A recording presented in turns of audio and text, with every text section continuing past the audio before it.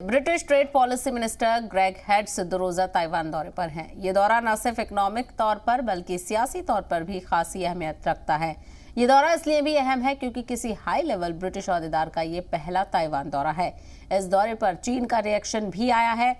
चीन ने कहा है कि ब्रिटेन वन चाइना पॉलिसी की खिलाफ वर्जी कर रहा है। उन्होंने कहा कि ब्रिटेन ने वन चाइना पॉलिसी पर अपना कमिटमेंट दिया था, अब वो इससे पीछे हट रहा है। चीन ने कहा कि ब्रिटेन ताइपे के साथ ऑफिशियल राब्ते में नहीं रहने की बीजिंग की वार्निंग की अनदेखी कर रहा है। गौरतलब है कि ब्रिटेन के trade policy minister Greg heads 2 रोजा दौरे पर आज ताइपे पहुंचे हैं।